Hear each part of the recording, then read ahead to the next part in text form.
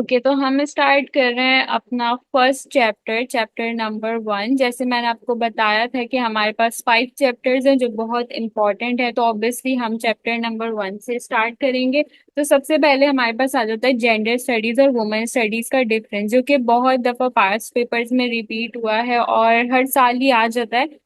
लेकिन कुछ साल आता है, कुछ साल नहीं आता, लेकिन ये बहुत ज्यादा इम्पोर्टेंट है, आपको वैसे भी पता होना चाहिए। और डिफरेंस जो है वो एक साल छोड़ के भी आता है, और कभी कभी ऐसा होता है कि रिपीट बार बार होता रहता है। ठीक है, तो डिफरेंसेस मैं आपको और भी बताऊंगी। यहाँ से 3 डिफरेंसेस लिखे हुए हैं। तो बेसिकली जो इन सिंपल वर्ड्स अगर मैं बताऊं कि जेंडर स्टडीज और वुमेन स्टडीज को डिफरेंशिएट कैसे करेंगे, तो हमारे पास पहले क्या हुआ था, जैसे मैंने आपको बताया था हमारे डेमो सेशन में, कि हमारे पास जो वुमेन इश्यूज थे वो बहुत इमर्ज आउट हुए थे कि भाई औरतों के मसाइल हैं, उनको अपॉर्चुनिटीज नहीं दी जा रही, उनके पास अपॉर्चुनिटीज नहीं है, उनको एम्प्लॉयमेंट नहीं दी जा रही, और बहुत सारे रीजंस हैं। तो पहले वुमेन स्टडीज आई थी, उसको देखकर जेंडर स्टडीज आई थी। ठीक है, ये एक सिंपल सी चीज है, इसको बिल्कुल भी नहीं भूलना है आपने। सबसे पहले वुमेन स्टडीज आई थी, उसके बाद जेंडर स्टडीज आई थी। ठीक है क्या वुमेन स्टडीज और जेंडर स्टडीज, इसके बीच में क्या डिफरेंस है? जेंडर स्टडीज जो है वो इंटरडिसिप्लिनरी स्टडी ऑफ फील्ड है, जो कि जेंडर आइडेंटिटी पे फोकस करती है। यानी कि आइडेंटिटी पे किस तरह फोकस करती है? ये आइडेंटिटी पे इस तरह फोकस करती है कि जैसे कि कोई मेल है, कोई फीमेल है, उसके क्या रोल है सोसाइटी के अंदर, कोई ट्रांसजेंडर है, उसके क्या रोल्स हैं, सबके राइट्स के बारे में बात करेगी। ठीक है, at the same time women studies क्या करेगी? वुमेन स्टडीज सिर्फ वुमेन के राइट्स के बारे में बोलेगी। ठीक है, उसको कोई कंसर्न नहीं है किसी से, किसका राइट्स कहाँ जा रहे हैं, कौन किसी को राइट मिल रहा है नहीं मिल रहा, ट्रांसजेंडर को राइट्स मिल रहे हैं नहीं मिल रहे, इंटरसेक्स जेंडर्स को राइट्स मिल रहे हैं नहीं मिल रहे, गेस को राइट्स मिल रहे हैं, लेस्बियन को राइट मिल रहे हैं। वुमेन स्टडीज का इस चीज से बिल्कुल भी कोई लेना देना नहीं है। जैसे कि इसका नाम वुमेन स्टडीज है, तो ये किसी और पे फोकस नहीं करेगा, ये सिर्फ और सिर्फ वुमेन पे ही फोकस करेगा। ठीक है, जेंडर स्टडीज क्यों निकला था? वुमेन स्टडीज के अंदर सिर्फ और सिर्फ वुमेन की ही बातें हो रही थी, लेकिन हमारी कंट्री में और भी जेंडर है। जैसे कि हमारे पास, मैंने आपको बताया मेल और फीमेल जेंडर के बारे में तो आपको वैसे भी पता होता है, लेकिन हमारे पास जो दूसरे जेंडर्स होते हैं, गेस और लेस्बियंस। लेस्बियंस के अंदर क्या होता है? उनके अंदर ये होता है कि जैसे फीमेल को अट्रैक्शन होती है मेल से, लेकिन लेस्बियन फीमेल होती हैं बट उन्हें मेल से अट्रैक्शन नहीं होती, उन्हें फीमेल से ही अट्रैक्शन होती है, क्योंकि उनके अंदर बायोलॉजिकली जो हमारे वुमेन में X Y element, X element ज्यादा होता है, तो उनका एक्स वाई एलिमेंट के अंदर वाई एलिमेंट ज्यादा हो जाता है। तो इस लिए जो है वो उनका जो अट्रैक्शन होती है वो फीमेल से ज्यादा होती है। और अगर मैं बात करूं गेज की, तो गेज में ये होता है, let me admit others. Okay, okay, तो गेज में क्या होता है कि वो वुमेन से अट्रैक्ट नहीं कर पा रहे होते हैं, बट वो मेल से ही अट्रैक्ट कर पा रहे होते हैं। तो ये होता है गेज एंड लेस्बियंस। एंड जो दूसरे हमारे पास आते हैं ट्रांसजेंडर्स और इंटरसेक्स जेंडर। ट्रांसजेंडर्स हमारे पास क्या होते हैं? जो कि पहले तो नॉर्मली हमारे पास जैसे कोई बेबी पैदा होता है, हम उसको रिकॉग्नाइज नहीं कर पा रहे होते हैं कि इसका जेंडर क्या है। हमें बजाहिर वो मेल या फीमेल ही दिख रहा होता है, बट इंटरनली वो वैसा जेंडर नहीं होता।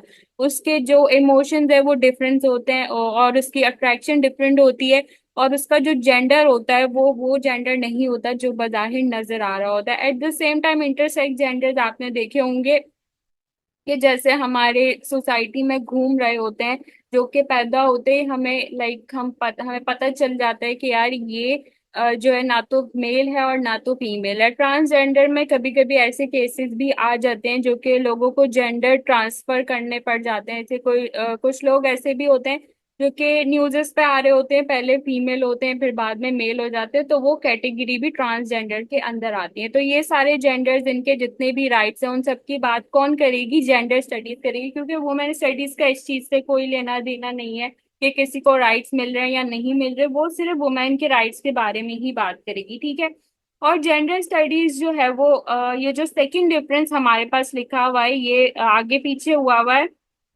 ठीक है, ये वाला डिफरेंस जो है वो जेंडर स्टडीज का है। जेंडर स्टडीज जो है वो वुमेन स्टडीज पे भी फोकस करेगी, मैन स्टडीज पे भी फोकस करेगी, और क्यूर स्टडीज पे भी फोकस करेगी। अब ये क्यूर स्टडीज कहाँ से आ गया और ये क्या चीज है? ठीक है। ये मैन स्टडीज तो आपको पता है, वुमेन स्टडी भी पता है, लेकिन ये क्यूर स्टडी क्या है? जैसे मैंने आपको बहुत से जेंडर्स अभी बताए हैं, male, female, gays, lesbian, transgenders, intersex gender. Queer study जो है वो इन सारे जेंडर्स के अलग जो जेंडर्स होते हैं, यानी कि वो जेंडर्स जो कि इन जेंडर्स के अंदर भी नहीं आ रहे होते, उनको हम क्योर स्टडी के अंदर कंसिडर करते हैं। ठीक है। जेंडर स्टडीज जैसे मैंने आपको बताया वुमेन स्टडी के बाद इमर्ज आउट हुआ था, और वुमेन स्टडीज जो है वो 1960s के अंदर इमर्ज आउट हुआ था।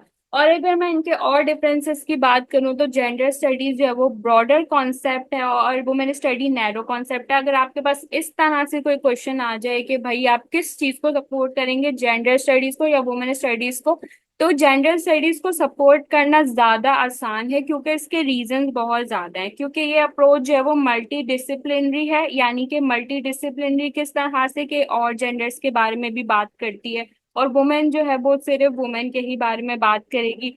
और इसका एक और डिफरेंस आ रहा है कि वुमेन स्टडीज जो है वो पैट्रियार्की की एलिमिनेशन पे ही बात करती रहती है, जबकि जेंडर स्टडीज जो है वो सोशल कंस्ट्रक्शन पे बात करती है, जेंडर के रोल्स पे बात करती है कि जेंडर के रोल्स किस तरह से कंस्ट्रक्ट किए जाते हैं। ठीक है। तो हम ये भी लिख सकते हैं कि ये जेंडर स्टडीज जो है वो थर्ड वेव ऑफ फेमिनिज्म के बाद आया था, और वुमेन स्टडीज जो है वो सेकंड वेव ऑफ फेमिनिज्म के बाद आएगा। वेव्स ऑफ फेमिनिज्म भी हम स्टडी करेंगे, उसके बाद आपको समझ में आएगा कि वेव्स क्या है, क्या होती हैं, और क्यों इमर्ज आउट हुई थी, किस तरह से निकली थी। तो अगर इसमें किसी एक को सपोर्ट करने का आए, तो आपको ये नहीं देखना है कि भाई वुमेन स्टडीज को सपोर्ट करें क्योंकि हम एक इस्लामिक कंट्री में रहते हैं, तो गेज, लेस्बियन और इन जेंडर्स को सपोर्ट करके क्या करेंगे। इन जेंडर स्टडीज को सपोर्ट करना इजी है, क्योंकि सब जब हम किसी को सपोर्ट कर रहे होते हैं तो हमें उसे कुछ पॉइंट्स देने होते हैं, कुछ कंक्लूजन में कुछ लिखना होता है कि यार ये हम इसको इसलिए सपोर्ट करें क्योंकि इसके अंदर ये चीजें हैं, इससे बहुत डिफरेंट है, तो इसलिए हम इसको सपोर्ट करेंगे। तो हमारे पास बहुत सारे पॉइंट्स आएंगे। ठीक है। क्योंकि हम जेंडर स्टडीज की बुराई तो नहीं कर सकते, जेंडर स्टडीज जो है वो बहुत ब्रॉड कॉन्सेप्ट है। अच्छा। फिर हमारे पास ना एक क्वेश्चन बहुत ज्यादा रिपीट होता है, जेंडर स्टडीज इन पाकिस्तान। तो ये क्वेश्चन बहुत ज्यादा कंफ्यूजिंग इसलिए होता है कि लोग इसके अंदर ना कुछ अजीब सी चीजें लिख के आ जाते हैं, जैसे स्टूडेंट्स को समझ नहीं आता कि ये है क्या, मतलब किस तरह से इसको हैंडल करना है।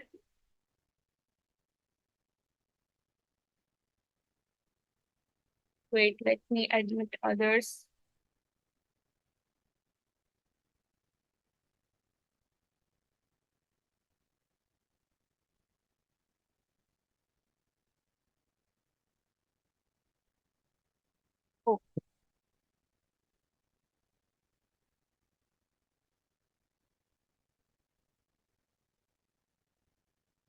ओके, तो हम बात कर रहे थे जेंडर स्टडीज इन पाकिस्तान की। तो जेंडर स्टडीज पाकिस्तान के अंदर किस तरह से आया था?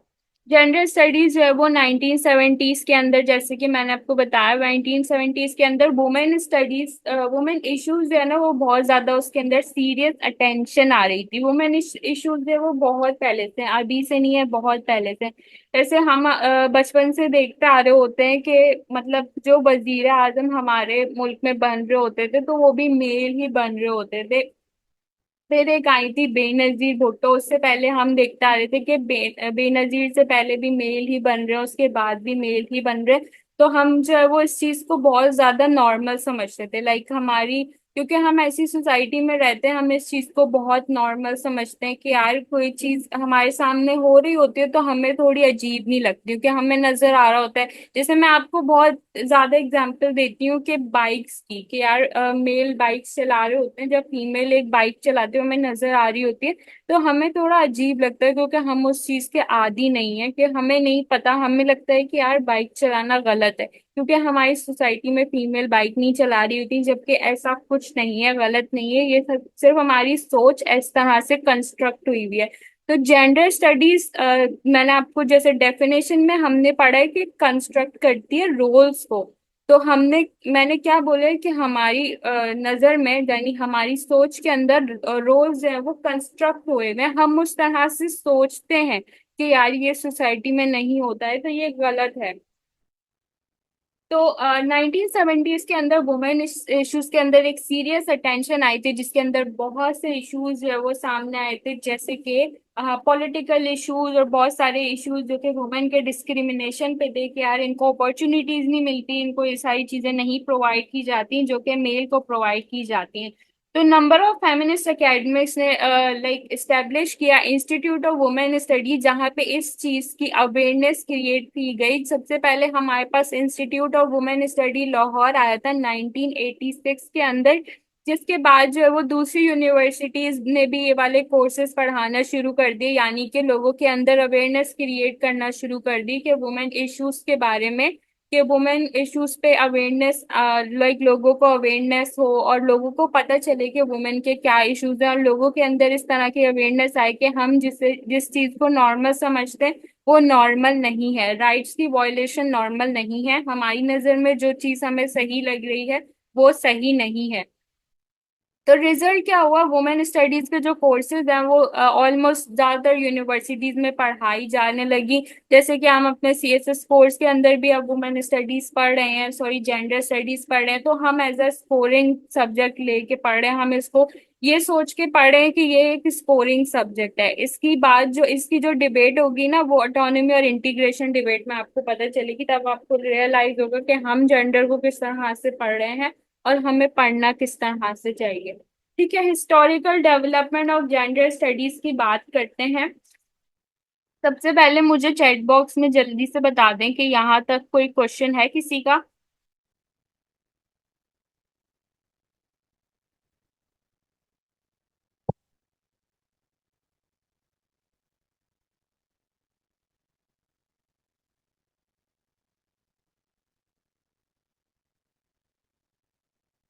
ओके, तो historical development of gender studies की बात करते हैं। ये क्वेश्चन के अंदर जो है वो मिल के आते हैं, यानी कि किसी क्वेश्चन के अंदर मिक्स होकर ये वाला क्वेश्चन आया हुआ होता है, तो मैंने इसको सेपरेट हेडिंग करके, और ये जो मैं इसको एक्सप्लेन करूंगी ये भी हेडिंग्स है, यानी कि अगर ये क्वेश्चन इस तरह से करके आता है तो आपने सिंपली इसके अंदर ये सारी हेडिंग्स को एक्सप्लेन करना है और इन सारी हेडिंग्स को लिखना है।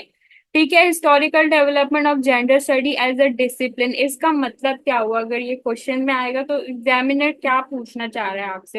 हिस्टोरिकल डेवलपमेंट में वो बेसिकली पूछना ये चाह रहा है कि हिस्ट्री के अंदर ऐसा क्या हुआ था कि जेंडर स्टडीज को हमने एज अ डिसिप्लिन कंसिडर कर लिया, यानी कि हिस्ट्री के अंदर ऐसी क्या हमें जरूरत पड़ी थी जो हमने जेंडर स्टडीज को अपने सिलेबस में शामिल कर लिया, अपनी यूनिवर्सिटीज में पढ़ाना शुरू कर दिया, जेंडर स्टडीज को हमने अपना स्टडी क्यों एज अ डिसिप्लिन क्यों स्टडी कर रहे हैं।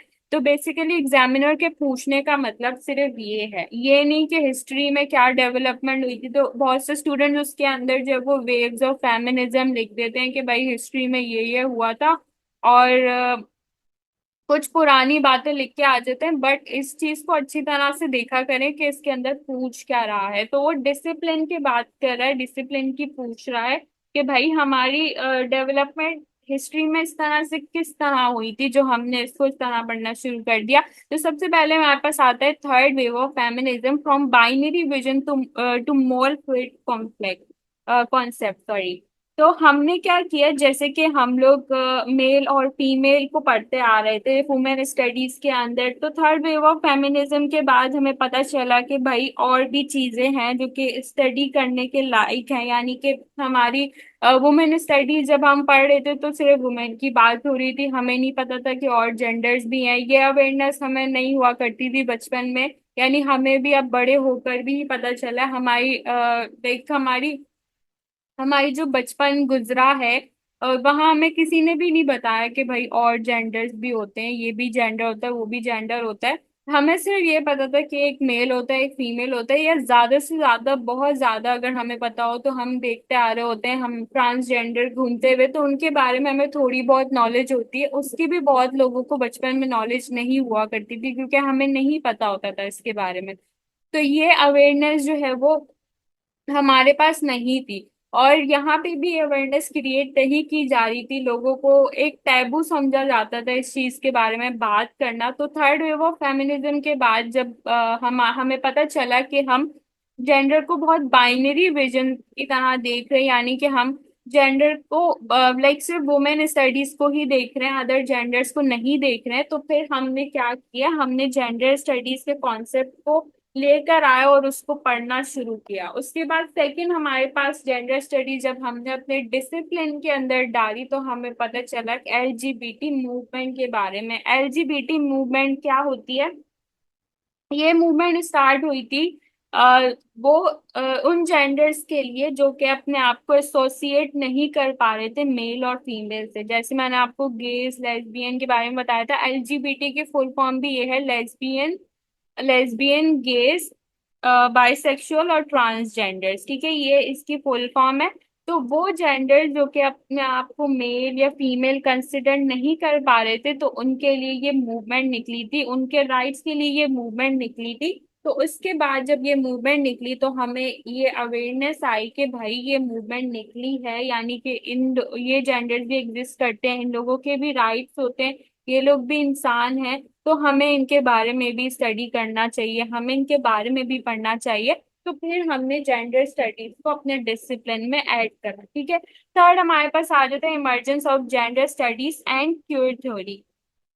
1990s में क्या हुआ था कि हम, जैसे कि हम लोग जो लोग अपने जेंडर्स को उस तरह से एसोसिएट नहीं कर पाए थे, जैसे कि एलजीबीटी थ्योरी के अंदर भी एसोसिएट नहीं कर पाए थे, जब हमारे पास एलजीबीटी मूवमेंट आई थी तो हमें पता चला था कि ये जेंडर्स होते हैं, बट फिर भी कुछ जेंडर्स ऐसे हमारे पास रह गए थे कि जो अपने आप को एलजीबीटी में भी कंसिडर नहीं कर पा रहे थे। तो फिर एक और थ्योरी हमारे पास हमारे सामने आती है जिसका नाम होता है क्योर थ्योरी, जो कि कंसिडर करती है उन जेंडर्स को जिन जेंडर्स के अंदर ये नहीं होती, ये समझ नहीं होती कि हम किस जेंडर्स के अंदर लाए करते हैं, यानी कि वो जेंडर्स अभी तक हमारे पास नहीं है, हमें नहीं पता कि उनको हम किस तरह से नेम दें। यानी पहले भी जैसे मैंने आपको बताया, हमारे बचपन में हमें इतनी नॉलेज नहीं थी, ये अवेयरनेस बाद में क्रिएट हुई जब हमारे पास दूसरे जेंडर्स आए। हो सकता है हमारे फ्यूचर में कुछ और जेंडर्स आए, तब तक के लिए यहाँ हमारे जेंडर्स को क्योर थ्योरी के अंदर दे दिया गया है, लाइक क्योर थ्योरी के अंदर डाल दिया गया है कि वो जेंडर जो इन चारों में भी लाई नहीं करते वो क्योर थ्योरी के अंदर जाएंगे। ठीक है, फिर हमारे पास लास्ट आ जाता है यूनिवर्सिटी प्रोग्राम, वुमेन स्टडीज से शिफ्ट हो गई थी जेंडर स्टडीज के अंदर। इसके अंदर मैंने दो एग्जाम्पल दिए, यूनिवर्सिटी ऑफ विक्टोरिया कनाडा और इंडियाना यूनिवर्सिटी। इन दोनों यूनिवर्सिटी, ये बहुत फेमस दोनों यूनिवर्सिटीज हैं, इन दोनों ने क्या किया था, वुमेन स्टडीज को शिफ्ट कर दिया था जेंडर स्टडीज के अंदर। यानी कि थर्ड वेव ऑफ फेमिनिज्म की जैसे मैंने बात करी, यहाँ पे थर्ड वेव ऑफ फेमिनिज्म के बाद इन दोनों यूनिवर्सिटीज ने वुमेन स्टडीज को शिफ्ट कर दिया था जेंडर स्टडीज के अंदर, क्योंकि इनको ये समझ आ गई थी कि भाई वुमेन स्टडीज है वो सिर्फ वुमेन के बारे में बात करती है, जबकि हमारे पास और भी सारे जेंडर्स हैं उनके बारे में भी बात करनी है।